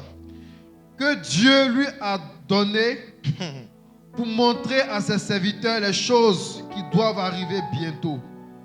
Et qu'il a fait connaître par l'envoi de son ange à son serviteur Jean. Observez le système de communication du royaume des cieux.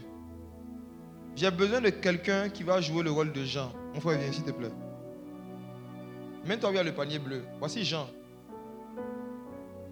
J'ai besoin de quelqu'un qui va jouer le rôle de l'ange. Ça, comme tu as bien en tout blanc aussi. Mets-toi en face de lui. J'ai besoin de quelqu'un qui va jouer le rôle de Jésus. Non, mets-toi là, mets-toi ici. Je vais vous montrer la chaîne. Jésus, ici. J'ai besoin de quelqu'un qui va jouer le rôle de Dieu. Voilà. Le véritable Dieu. Suivez. Hein? Relis le verset doucement. Apocalypse 1, le verset 1. Révélation de Jésus-Christ. Allons doucement. Est-ce que Jésus-Christ peut lever la main? Jésus. Jésus veut donner un message à qui? À Jean. On est d'accord? Jean, tu peux lever la main? Jésus veut donner un message à Jean, mais il y a quelqu'un entre les deux. Lis la suite. Que Dieu lui a donné. Dieu, tu peux mettre ta main sur l'épaule de Jésus. Le Père a donné un message au Fils pour le donner à Jean. Entre Jean et le Père, il y a 3 personnes. Il y a 2 personnes, pardon, avant d'atteindre le Père. 2 personnes. On est dans la nouvelle alliance. Ouais. Dieu donne quelque chose à Jésus. Et qu'est-ce que Jésus fait? Il envoie son ange. Que Quoi? Dieu lui a donné. Mets ta main sur l'épaule. Pour montrer à ses serviteurs les choses qui doivent arriver bientôt et qu'il a fait connaître par l'envoi de son ange. L'ange, lève bien la main. Voici le système de communication dans l'esprit de prophétie. Suivez-moi. Jésus a fait une promesse, il n'est pas un menteur. Il a dit, quand le Saint-Esprit viendra, il vous montrera les choses à venir. Pourquoi beaucoup de croyants ne vivent pas ça? Pourquoi il y a des événements qui vous surprennent? Parce que vous n'avez pas de communion avec les anges. Écoutez ce que je vais vous dire. Jésus dit, quand le Saint-Esprit va venir, il va vous annoncer les choses à venir. Et dans Apocalypse 1, verset 1, on dit Dieu veut montrer à ses serviteurs les choses qui doivent arriver bientôt. Mais on nous explique, quand Dieu veut nous montrer notre futur, il veut nous montrer des événements à venir, qu'est-ce qu'il fait? Dieu parle à Jésus. Jésus parle à un ange. L'ange parle à Jean. Maintenant, vous êtes dans les églises où on dit les anges ne sont pas importants. Ange, il faut quitter là. L'ange n'est pas important. Va t'asseoir. Vous êtes dans les églises, vous écoutez des messages, des prédications qui vous disent que le plus important, c'est Jésus seul. Jésus même là, c'est qui même? C'est le Père. Il y en a qui vont loin. Hein? Ils ne font rien, le Fils même. Dieu seul. Jésus seul. Jésus seul. C'est que beaucoup de personnes ne savent pas ici. C'est que le livre d'Apocalypse, Jésus a parlé à Jean directement seulement pendant 3 chapitres.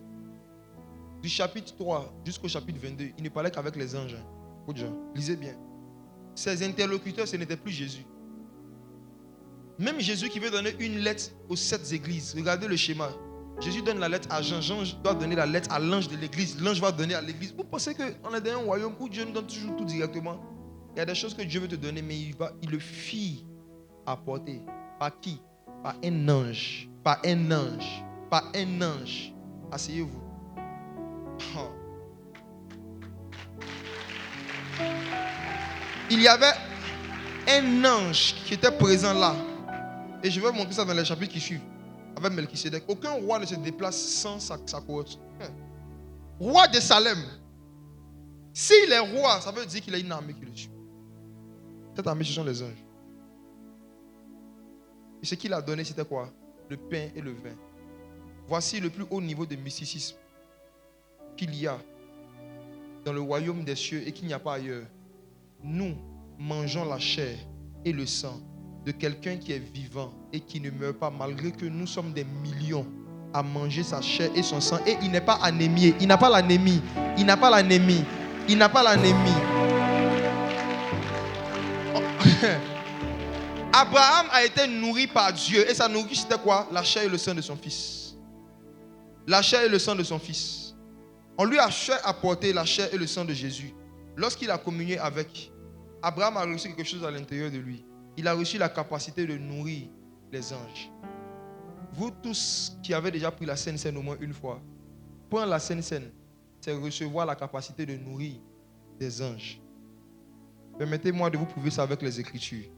Genèse chapitre 18, on est au verset 1. Genèse chapitre 18, le verset 1. Et je vais expliquer les différentes formes que des anges peuvent prendre pour venir vers vous pour que vous les nourrissiez. Et vous allez comprendre pourquoi beaucoup parmi vous, les occultistes continuent à vous faire certaines choses. C'est parce que parfois vous avez méprisé, chassé des anges en pensant que c'était simplement des enfants qui voulaient vous embêter. Hey, allons-y. L'Éternel lui apparut parmi les chênes de Mamré. Qui lui a apparu? L'Éternel. Notez bien ce détail. On nous dit que l'Éternel a apparu à Abraham parmi les chênes de Mamré. Verset 2. Il leva les yeux. Oui. Et regarda. Oui. Et voici, 3 hommes étaient debout près de lui. J'ai besoin de 3 hommes. 3 hommes. Revenez. On dit l'Éternel a apparu. Voici. Pour Abraham. Reste là en même temps. Voici Abraham.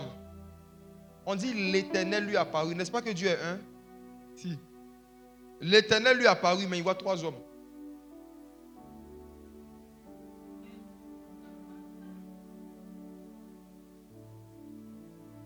Au fur et à mesure que ta conception et ta vision de Jésus va devenir biblique, tu vas toujours voir 3 personnes en Jésus. Le Père, le Fils et le Saint-Esprit. Au fur et à mesure que ta façon de voir Dieu sera alignée sur les Écritures, tu vas toujours voir 3. Il voit 3. Et regardez ce qui se passe après. Quand il les vit, il courut au devant d'eux.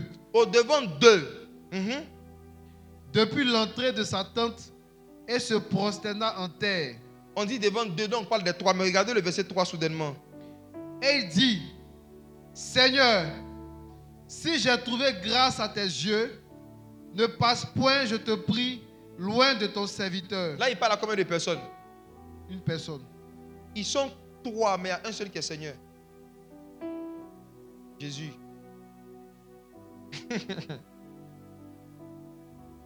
Abraham voit 3 personnes, mais dans les 3, il sait qui est le Seigneur. Et il parle au Seigneur. Abraham, viens, mets-toi devant celui qui est en face. Et il commence à parler avec lui. Verset 4, il parle maintenant encore au pluriel. Permettez qu'on apporte un peu d'eau pour vous laver les pieds et reposez-vous sous ce arbre. Verset 5. J'irai prendre un morceau de pain pour fortifier votre cœur. Après quoi, vous continuerez votre route. Car c'est pour cela que vous passez près de votre serviteur. Il répondit, fais comme tu l'as dit. J'irai prendre un morceau de pain pour fortifier le cœur de qui? Regardez. Il y avait Dieu qui avait pris une forme humaine. Et il était accompagné de 2 anges. Mais comme ils avaient une forme humaine, les 3, il fallait les nourrir. Et c'est Abraham qui avait reçu la capacité de pouvoir nourrir les anges quand ils sont de passage sur la terre. Et vous êtes fils d'Abraham. Cette expérience qu'Abraham a vécue, plusieurs parmi vous, vous l'avez déjà vécue sans le savoir. J'en parlerai tout à l'heure, mais je reste sur le cas d'Abraham. Abraham dit, laissez-moi aller chercher quoi? Un morceau de pain. Pourquoi? Parce que j'ai reçu du pain de Melchisédek. Vous êtes passé près de ma porte parce que vous savez qu'il y a ici quelqu'un qui a la faculté de vous nourrir. Il y a des informations que les anges, je parle maintenant de nourriture spirituelle, n'ont pas sur Jésus. c'est toi qui as ça. Tu sais pourquoi? Parce que les anges sont des serviteurs. Toi, tu es l'épouse. Or, l'épouse a accès à la nudité de l'époux. Il y a un niveau de connaissance de Christ que nous, l'Église, on a que les anges n'ont pas. Parce que le niveau de relation dans lequel le Saint-Esprit nous a mis avec Jésus, nous sommes son épouse. Nous sommes son épouse. Les anges ne font pas partie de l'épouse. Donc, ils connaissent Jésus dans certains aspects, mais il y a un niveau de profondeur. C'est à nous que Jésus donne. Donc, quand les anges veulent savoir certaines choses sur Jésus, ils les envoient vers nous, dans nos songes. Plusieurs parmi vous ici, vous qui prêchez la parole, vous avez déjà vécu cette expérience. Vous êtes en train de lire un verset. Vous venez de comprendre quelque chose. Et puis, une voix vous dit de prêcher ça à haute voix. Tu as déjà vécu ça au moins une fois. Tu as envie de dire à haute voix ce que tu es en train de comprendre. Tu sais pourquoi? Il y a des anges qui sont là qui doivent entendre ça.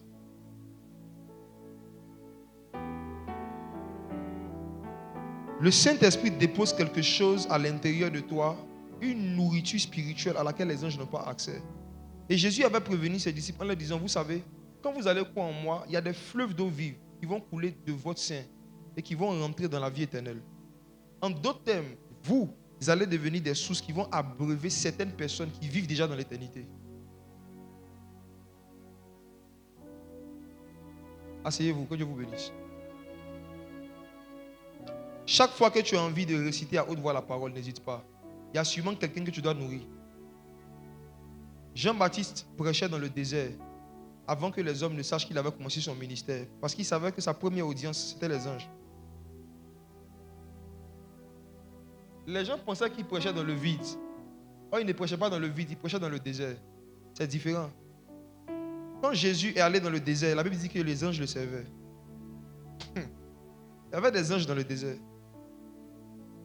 qui devaient écouter des informations que seul Jean avait dans ses entrailles.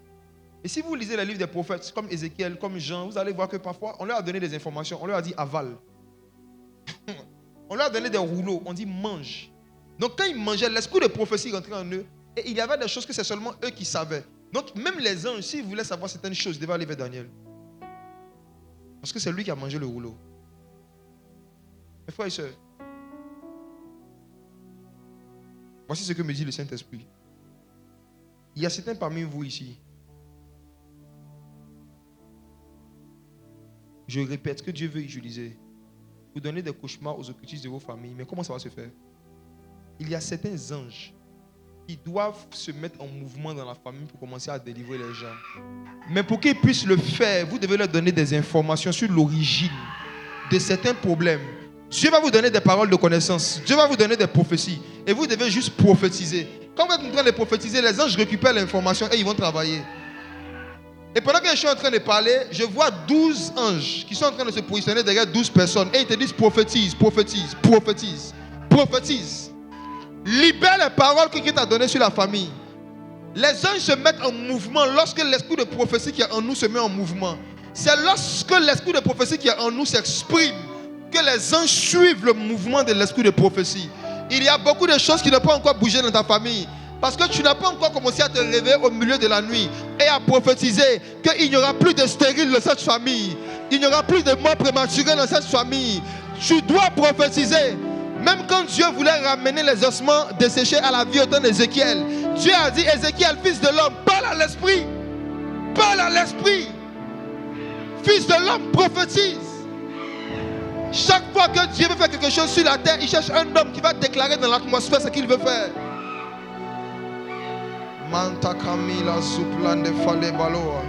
Les anges se nourrissent des informations qui viennent de l'esprit de prophétie. Et parfois ces informations, Dieu ne leur donne pas directement. Il le fit apporter. Dieu veut passer par toi pour faire apporter certaines informations à des anges. De la même manière que Melchisédek est apparu à Abraham, mais il ne lui a pas donné directement le pain et le vin. Les anges voient Jésus, mais il y a des choses que Jésus ne leur donne pas directement. Il passe par l'église. Il passe par toi. Plusieurs fois, tu as eu envie de te réveiller à 1h à minuit pour prier pour ta famille à cause du sommeil. Tu as aimé ton lit plus que le salut des âmes. Tu as aimé le sommeil plus que la délivrance de ta cousin. Combien de fois Dieu t'a dit de jeûner? Combien de fois Dieu t'a dit c'est par toi que la délivrance va rentrer dans la famille? Tu as repoussé tes temps de jeûne. Tu as reporté tes temps de prière. Parce que tu as aimé ton matelas plus que ta famille. Et les anges ne pouvaient pas se mettre en mouvement. Mais l'heure vient, elle est déjà venue, où l'esprit de prophétie va réveiller en vous une passion et une compassion pour les gens de vos familles qui sont sous l'emprise des occultistes, qui ne connaissent pas la puissance du Saint-Esprit et qui sont en train de subir la volonté de la sorcellerie. Il y a une compassion que vous devez avoir pour eux. Il y a une compassion que vous devez avoir pour eux. Il y a une compassion que vous devez avoir pour vos cousines qui sont dans la prostitution. Il y a une compassion que vous devez avoir pour vos tantes qui n'arrivent pas à se marier, qui rentrent dans des mariages qui sortent, qui rentrent, qui sortent. Toi, tu as la grâce aujourd'hui d'être dans un mariage qui est en paix. Qu'est-ce que tu fais pour elle? Il y a une compassion que vous devez avoir pour les gens de votre famille qui n'arrivent pas à avoir du travail. Oh, toi, ça a été tellement simple à cause de l'esprit de prophétie. Dieu t'a favorisé. Et comme Mardochée disait à Esther, qui sait si ce n'est pas pour des temps comme ceux-ci que tu es parvenu à la royauté? La position que tu as aujourd'hui dans la société, qui sait si ce n'est pas pour des temps comme ceux-ci que Dieu t'a mis là? Ton rôle n'est pas de distribuer l'argent aux gens de ta famille. Distribue l'onction, distribue l'onction, distribue l'onction. Ce que tu peux donner, ce n'est ni or ni argent, mais ce que tu as, donne-le dans la prière. La kamazou pleine de valeurs. Abraham a appris que son neveu Lot avait été retenu par des gens. Abraham est allé en guerre contre les rois de Kedelaomer. C'est parce que Melchisedec a vu en lui quelqu'un qui voulait aider sa famille, qui lui a donné le pain et le vin. Il y a des niveaux de révélation que Dieu ne donne qu'à un homme qui voit, qui se lève pour aller arracher les âmes de son papa, arracher l'âme de sa maman, arracher l'âme de ses soeurs. Abraham s'est levé pour sa famille. Il s'est levé pour sa famille. Il s'est levé pour sa famille. Et quand il s'est levé, Jésus a pris une forme humaine et il a commencé à lui apparaître. Il y a des expériences avec Jésus que les égoïstes ne vont jamais avoir. Il y a des expériences avec Jésus que ne vont avoir que ceux et celles qui prennent la décision. Je me mets comme sentinelle, je me lève pour cette famille. S'il y a des lots qui ont été pris en captivité, je vais poursuivre les démons. Je vais poursuivre en songe ceux qui poursuivent mes frères. C'est quand Dieu voit cette décision dans ton cœur qu'il y a une onction étrange, une autorité étrange qui va commencer à te donner. Les Abraham.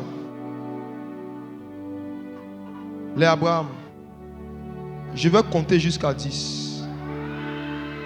Et une autorité étrange sur les esprits de sorcellerie, les esprits de mort, vous sera communiquée par le Saint-Esprit.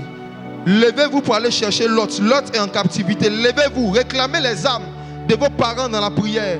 Réclamez les âmes de vos petites soeurs, de vos petits frères dans le jeûne. 10, 9, 8, soutenez les gens.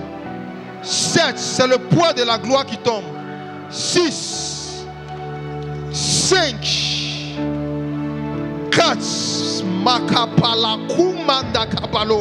3. Je vois du feu qui tombe devant ici. Soutenez les gens ici. 2, 1. Maintenant, Dieu des esprits de prophètes, Dieu des esprits de prophètes, Dieu d'Abraham, Dieu d'Isaac, Dieu de Jacob, voici cette génération. Seigneur, pas-toi d'eux, saisis-les, utilise-les, afin de pouvoir ramener l'autre à la maison. Par la commande les blés, sablandéa. Utilise-les, donne-les du pain et du vin, donne-les du pain et du vin, donne-les du pain et du vin, donne-les du pain et du vin, donne-les du pain et du vin. Les commas souple me zopla mamamas. Jipla qui appelle comme mamamas. J'apprends mon combilico. Aki la palea. Is apiakoa. Et kama soupla kia. Zima tuvali. Eraze blandea. Iraze blandua. Eleila blakua. C'est un esprit de compassion que Dieu déverse. Arrête de dire ils sont sorciers, je ne vais pas les visiter. Jésus t'envoie comme un agneau au milieu des loups. Ne fuis pas les loups. Ne fuis pas les loups. Beaucoup de ces loups veulent devenir des brebis. Il y a des sorciers de ta famille qui peuvent se convertir. Si quelqu'un leur parle de Jésus.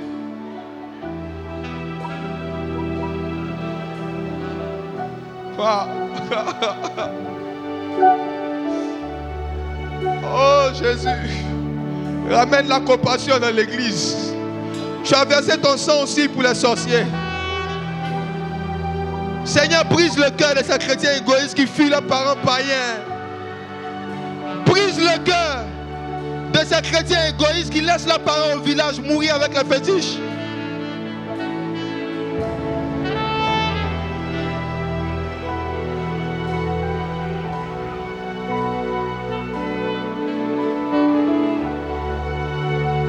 La compassion est le réservoir de l'onction.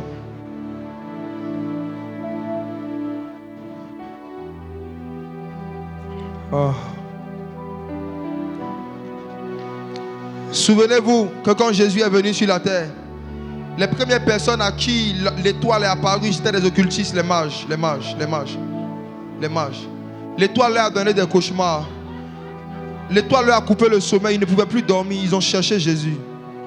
Le but de la démonstration de puissance, ce n'est pas d'humilier les occultistes, c'est de les pousser à chercher Jésus. Dieu veut faire de nous des étoiles que les mages pourront suivre pour aller vers Jésus. Dieu veut nous faire briller dans le prophétique pour que les mages nous suivent. Qu'ils nous suivent.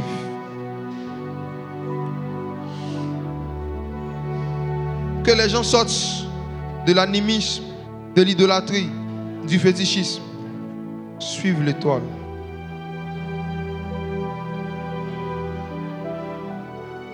Cette étoile qui conduit à Jésus.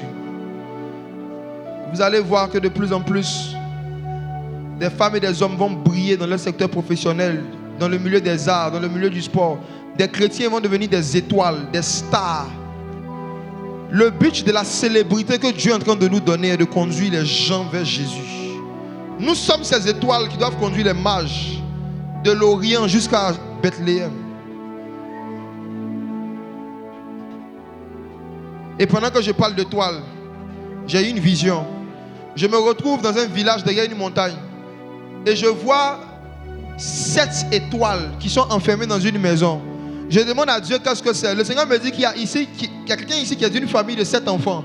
Et on a enfermé vos étoiles. Wow. En sorcellerie, on vous a volé des choses pour vous empêcher de briller dans la vie. Aidez la personne là-bas. Au nom de Jésus. Démons, je vous ordonne maintenant, vous tous qui avez maintenu des destinées captives, peu importe vos zones et vos origines, vous qui empêchez les gens de briller, qui tuez les facultés intellectuelles, qui tuez les capacités spirituelles des gens, je vous donne 3 secondes pour libérer les corps. Venez avec les corps. Venez. Sortez! Sortez! Esprit de sorcellerie, esprit de mort, sortez! Enlevez les paniers. Venez avec eux. C'est la guerre maintenant. Il y a quelqu'un ici à qui on a donné un problème de peau. Il y a une de tes tantes qui vend du cosmétique. Elle allait voir un féticheur. Et le féticheur lui a dit, si elle veut que ce produit de peau marche, qu'elle donne une de ses nièces. Et c'est ta photo qu'elle a envoyée là-bas. Il y a des boutons bizarres qui ont commencé à venir sur ta partie intime. Pendant que je suis en train de parler, oh, celui qui s'appelle Jésus étend sa main sur toi. Vous tous les esprits de serpents, dehors. Dans la salle, dehors. Partout où les serpents ont mordu quelqu'un ici. Il y a quelqu'un qui est dans une famille où le serpent est le totem. Le serpent est le totem de la famille. Pendant que je parle, tu vas avoir l'impression qu'il y a un serpent qui s'enroule autour de tes hanches. Il y a un démon qui te donne des douleurs au niveau des reins. Ce démon a la forme d'un serpent. Pendant que je suis en train de parler, tu vas sentir la douleur au niveau des hanches. Et un feu qui vient du ciel va lui créer des problèmes. Démon, venez avec les gens. Sortez. Mais kapandu ali akomes gape mama zouflandever. Chiklamis au palais. Il est venu libérer les captifs. Il est venu libérer les captifs. Il est venu libérer les captifs. Skamekumande fali. Ekamama zoplende la ville.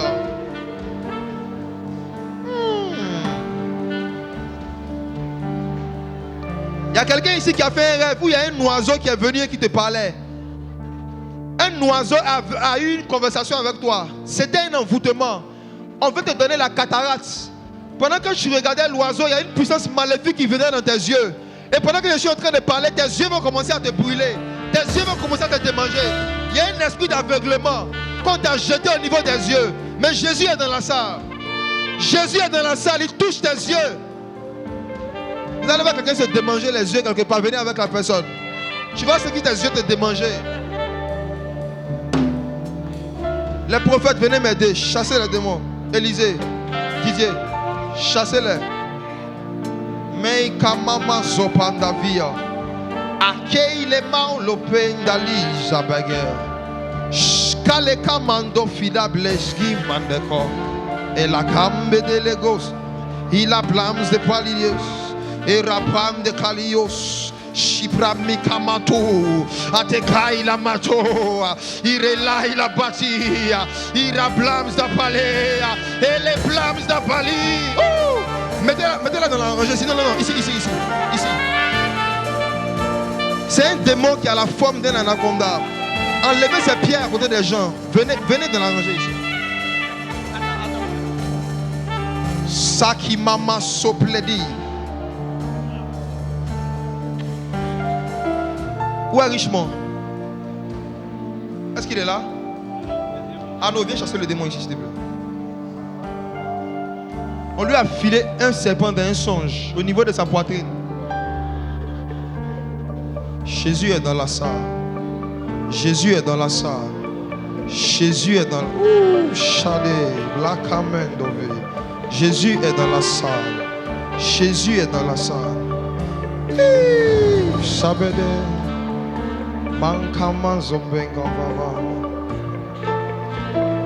Il y a 7 épées de feu qui sont en train de tournoyer derrière ici, des épées de feu. Des épées de feu. Je demande au Seigneur c'est quoi? Le Seigneur me dit il y a 7 personnes ici à qui je veux donner une autorité dans l'explication des Écritures. Ici, derrière ici.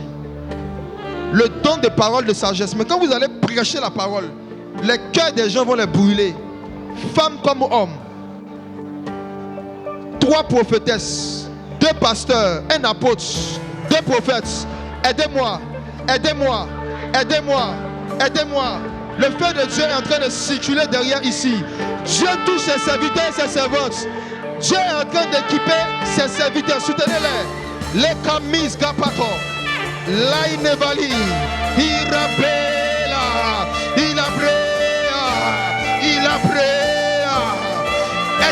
Aidez-moi. Skamena kamamazo pengavela. Skepapua saplea. Ikoma supladi. Donc une grande autorité prophétique sur les femmes. Une grande autorité prophétique. Une grande. Wow.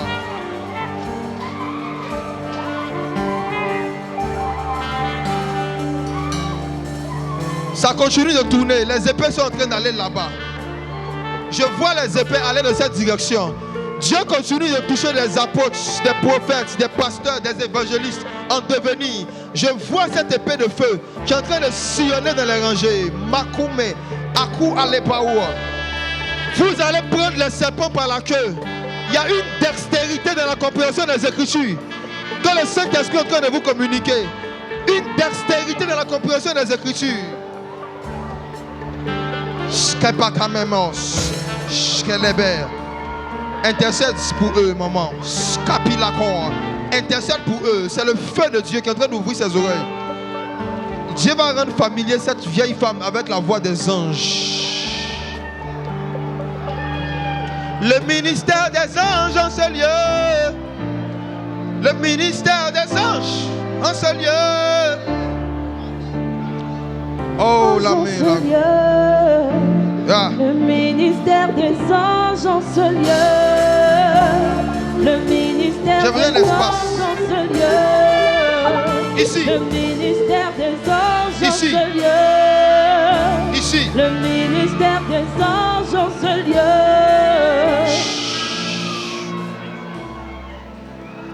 J'ai vu un objet qui a la forme d'une soucoupe volante venir se mettre ici.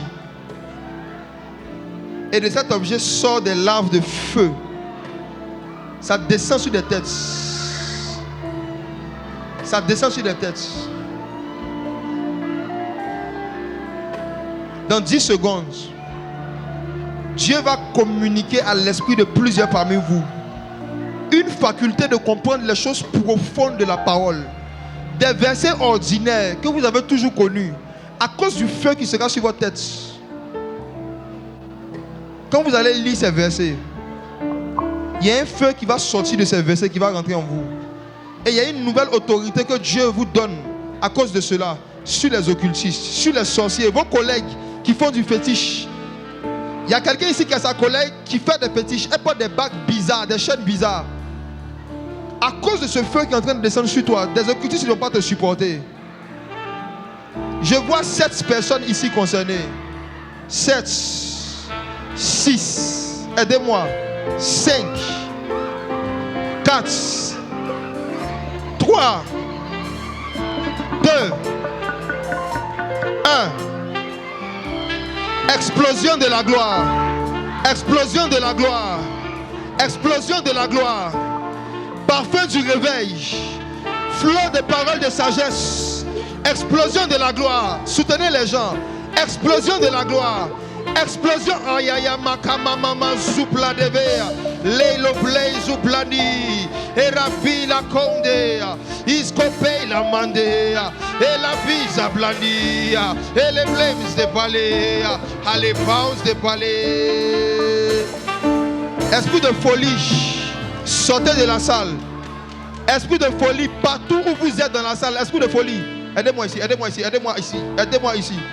Esprit de folie partout où vous êtes dans la salle. Esprit de démence mentale.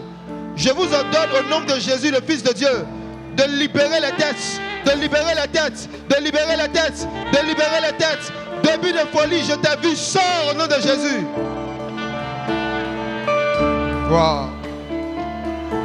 En ce lieu, le ministère des anges en ce lieu. Le ministère des anges en ce lieu. Le ministère des anges en ce lieu. Le ministère des anges en ce lieu. Le ministère des anges en ce lieu. Le ministère des anges en ce lieu.